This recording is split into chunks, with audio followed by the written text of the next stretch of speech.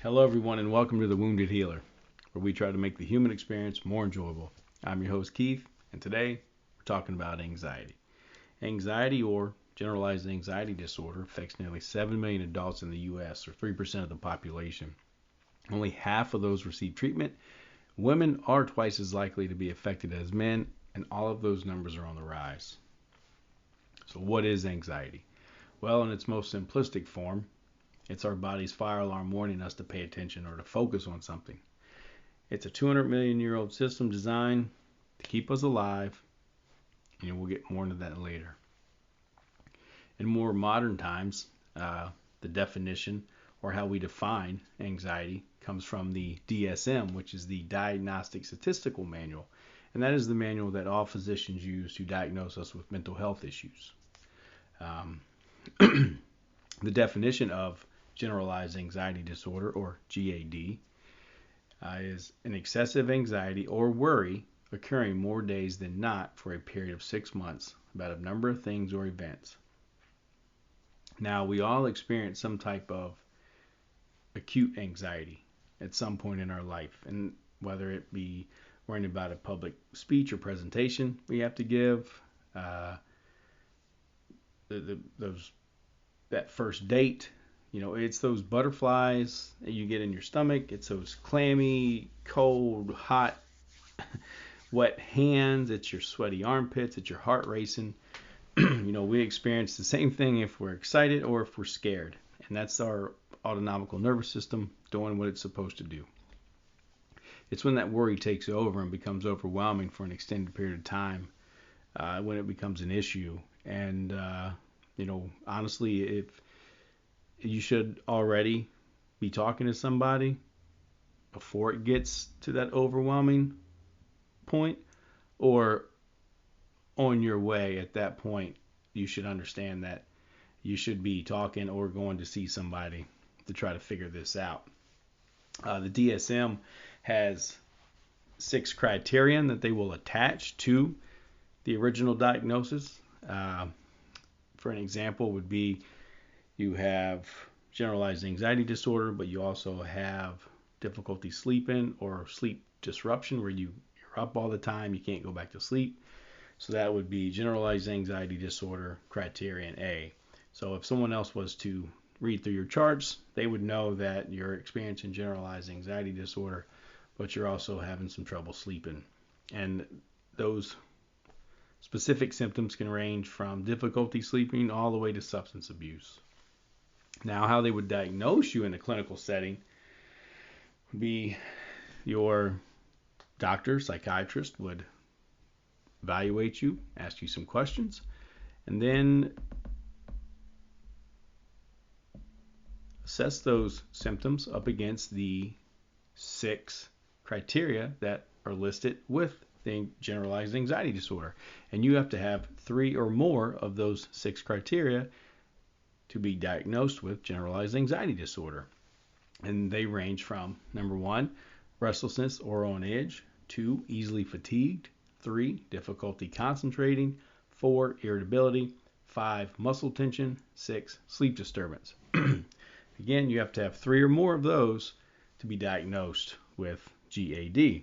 Now, there are a few other ways that you can be examined or get an examination to see if you're experiencing some of this stress. One would be a physical examination. Another one would be some blood tests, blood work. And what they're doing is they're testing for cortisol in your blood. Cortisol is the stress hormone that's released from your adrenal glands, which are the little triangle-shaped glands that sit above your kidney. More stress you have, the more cortisol is going to be in your blood. Those adrenal glands are responsible for adrenaline and your noradrenaline. Noradrenaline is the neurotransmitter. Adrenaline is the hormone. We're not going to get into the anatomy of the body in that detail. You can find that information online. So again, you need 3 or more of those criteria to be diagnosed with generalized anxiety disorder. So an example would be you walk into the doctor's office or your psychiatrist and say, my head's been a mess. I feel like it's going 100 miles. My thoughts are going 100 miles a minute. I can't sleep. It's starting to affect my life and the people around me. The doc kind of looks at you. He's taking some notes, asks you a couple questions. After his evaluation, he says, yeah, you have generalized anxiety disorder. And you're looking at him, well, what is that and why do I have it? And the doctor's like, well, you can't sleep, can't concentrate, and it's affecting the world around you. A bit of circular logic, and I think a lot of these diagnoses can be, in my opinion, circular logic, where A equals B, B equals A, and so on. But, you say, okay, well, what should I do? Doctor says, well, I can write you a prescription for Xanax.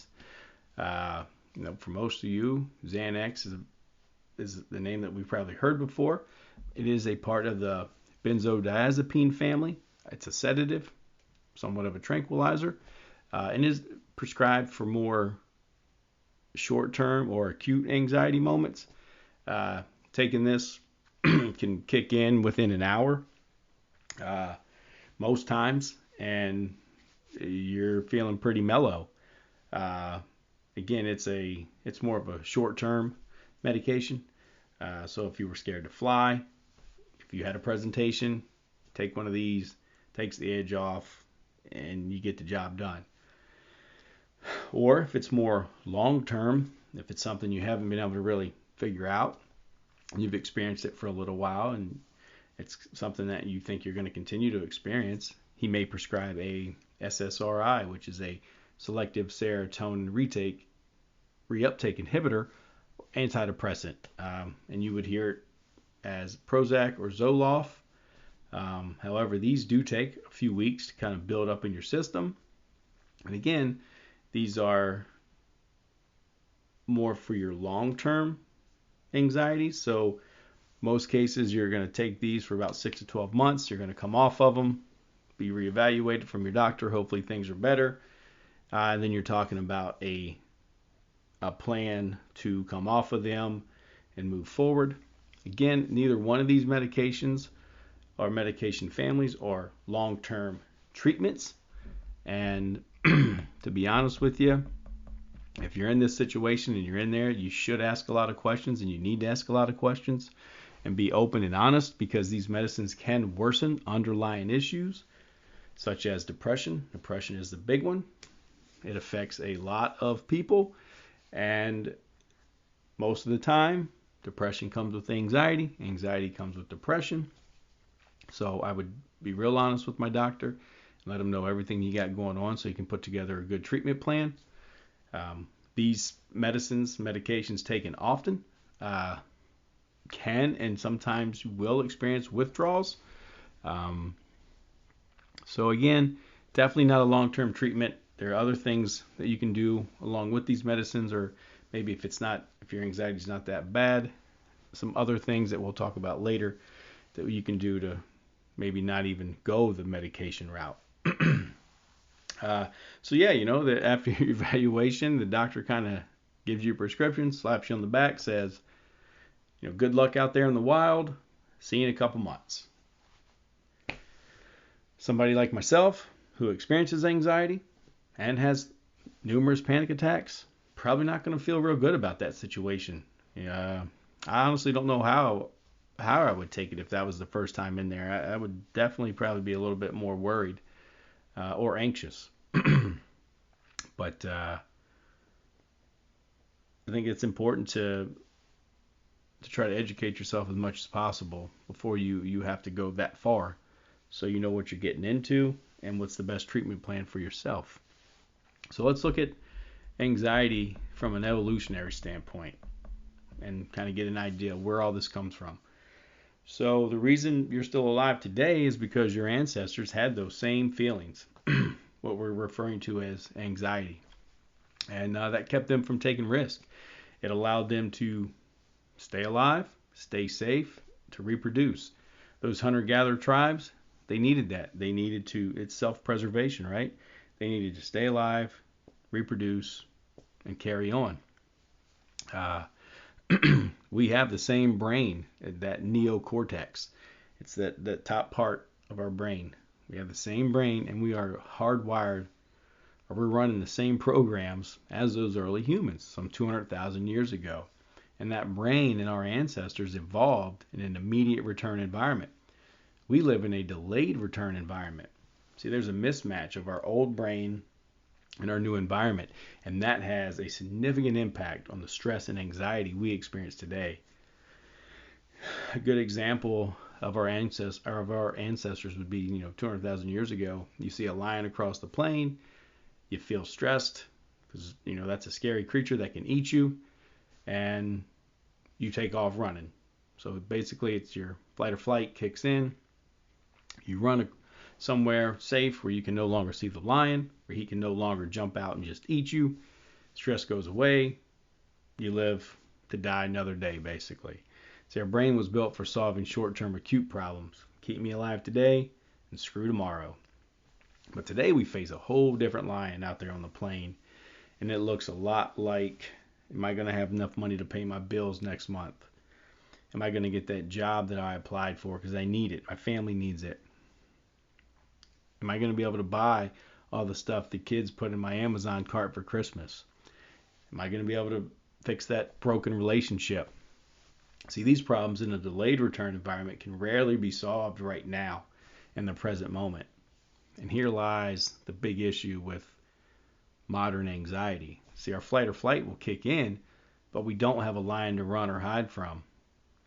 We have fears we don't know how to handle because they don't exist in the now. And that causes an unsettling feeling in that primitive brain we have. That area of the brain likes structure, familiarity, and it does not do well with random or uncertainty because it will conjure up all the worst case scenarios, hence the anxiety. And there are many, many studies out there about this. Look it up, please. Again, the more you're educated about these things, the more knowledge you have. It has definitely helped me overcome a lot of my anxiety. The more I get to know, the better I feel. So, now that we've talked about the brain a little bit, let's go into the parts of the brain, and more specifically, the limbic system and how it is responsible for activating this stress or anxiety response. See, the limbic system is buried deep within our brain, underneath that cerebral cortex and above the brainstem. It's also known as the mammalian brain, and it's about 250 million years old. So, yeah, we do share the same brain as lizards, dogs, reptiles. It consists of the thalamus, the hypothalamus, the basal ganglia, the hippocampus, and the amygdala. Each one of those areas are responsible for something different, but they all work together. So they're all receiving information, and they are transmitting information to different parts of the brain, and that's how they work. These areas regulate hormones, our reward processing, habit formation, memory, emotional responses. But for now, we're going to talk about one part of that, and it's going to be the amygdala. The amygdala, which is a Greek word for almond, as it is an almond-sized cluster of neurons located in the middle of your temporal lobe. Temporal lobes, if you were to look at a brain, are the side pieces that look separate from the top. So they're identical on both sides, as the brain is identical on both sides. And so you have the amygdala, which sits in front of the temporal lobe, or it sits in the middle of the temporal lobe, in front of the hippocampus. So it's literally right between your ears. If you could stick your fingers through your ears into your brain, you could touch it. The amygdala is important because it plays a central role in our emotional responses, including pleasure, fear, anxiety, and anger. And it is the area that activates the flight, fight, or freeze response, which I'm sure you've heard of. You've heard somewhere at some point. This response will help people in immediate danger, like our ancestors, stay alive. So the amygdala will activate this system without any initiative from you. It is so old, and language is so new. language, modern language, is about less than 5,000 years old. The amygdala does not understand language. It only communicates with feelings. And, one way you may recognize this is that what we refer to as intuition, or that gut feeling about something, that's the amygdala talking to you. When something just doesn't feel right, or you walk away from something going, man, something just wasn't right about that. Or you meet somebody for the first time and you walk away and you're like, yeah, I don't know about that fella. That's the amygdala talking to you. That's those systems firing. So again, if you think about that, I'm sure you've recognized a time or two when that's happened. So with that said, we no longer have a lion to worry about. So it triggers these emotions, the stress, the fear, the anxiety, the aggression, anger, because there's nothing to fix immediately. You can look at it this way, that I believe the anxiety we experience now does not come from the world that we live in, but we are anxious because of how we look at the world, or how we think about the world. And considering what we've learned here, or what you will learn, it kind of makes a little bit of sense. And again, that's helped me understand it a little bit better and get better with it. So what are some ways that we can manage this, or manage our anxiety? Well, we talked about some medications earlier, the antidepressants, the sedatives. Again, these are great medicines. They have helped a lot of people. They do not have great long-term effects on people, but they do work.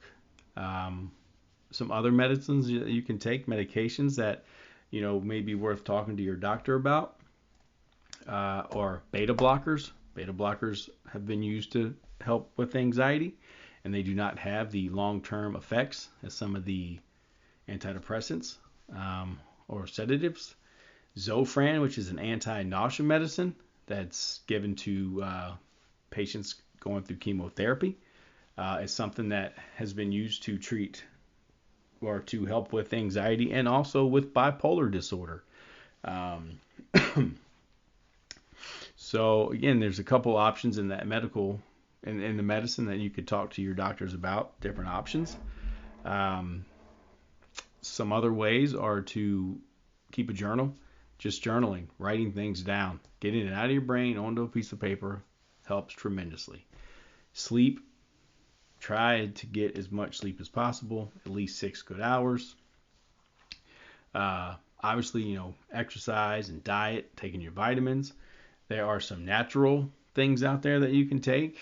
Ashwagandha has had some really good reviews. Has been proven to help lower some cortisol levels, the stress. Taken before bed, I think they recommend. It's been very helpful.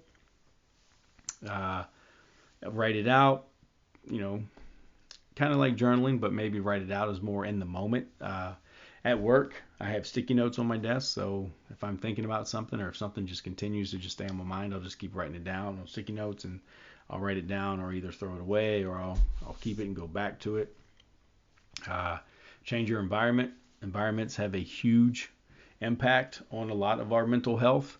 So just simply changing your environment, and that can mean anything from rearranging furniture to us up and moving. Not that's pretty extreme, but you get the point. Just change your environment, or the people you're hanging out with. The people you hang out with can be a part of your environment. Sometimes you kind of have to go through that friends list and start clicking away the folks that you really don't spend a lot of time with, or don't really add value to your life. Create a routine. Again, remember we talked about that part of the brain, not liking uncertainty. Get yourself a routine. Get in and stay in that routine. Will satisfy that primitive brain and will help ease some of your stress and anxiety. Set goals, because anytime you're working towards something, or you're leaning towards something, it's a positive, talk with someone. I am a certified behavior, well, I'm sorry, cognitive behavior therapy. I am a certified practitioner. So I'm a big supporter in that. And I think, CBT is impactful in a lot of our mental health issues, and along with medications and therapy can be a great resource. Um, but talking with someone, and try to talk to folks before it gets too bad. Talk it out. It's okay to talk it out. I know, and I'll speak for guys, men, males. Um, we struggle with it. We like to pretend that nothing bothers us and we don't need to talk. Well, you're 100% wrong. You need to talk more than anybody. And you really need to find somebody that you can confide in, that you trust, that you can just cut loose and talk. Or there's two real important questions that you can write down for yourself too that can help with this. The one question you could write down: what am I avoiding? And answer that. Again, avoiding causes stress. That putting it off, not handling something, causing that uncertainty in that part of our brain. It is stressing. It is a stressor. You could also write this out: if I can just blank, I can finally blank. So you write those two down. You start filling them in. You start handling some stuff. It helps. So what are the big takeaways here? Well, I think when you start feeling like there's a shift in your mood or your attitude, or you start to feel these things happening inside of you, that heart racing, the mind racing, sometimes anxiety can make people feel just physically sick. Other times it can just keep you preoccupied. But I think the most important thing is when you start feeling different than you have, when there's just a shift in your normal behavior or a shift in your normal mood, if you are in a healthy mood. Now we're talking about healthy individuals.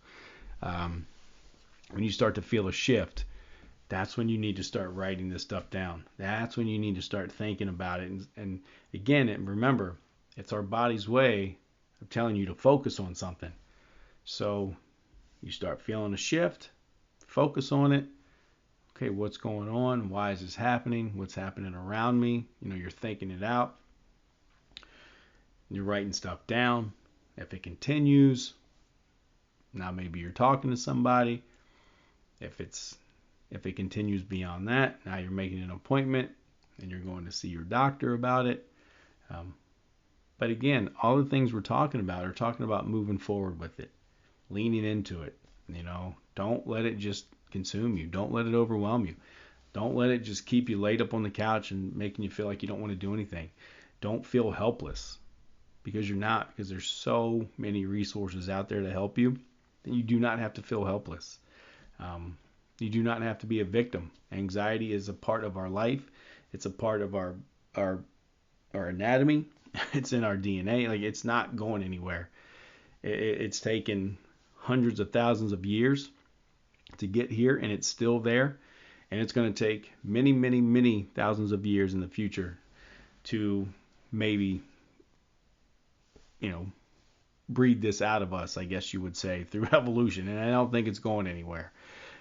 So the more that you understand it, the more that you embrace it and accept it, the more that you kind of question some things when it's happening, and use it to your advantage. Use it. Okay, what is my body telling me I need to focus on? What is it? I think we can come out of this thing a little bit better than when it started. I hope you learned something here today.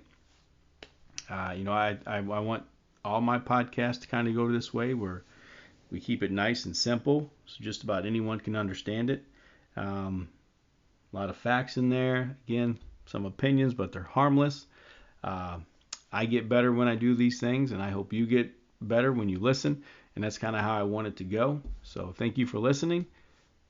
make sure you pass this on, and to anyone maybe that's struggling with some anxiety, hopefully it can help. And we'll see you on the next one.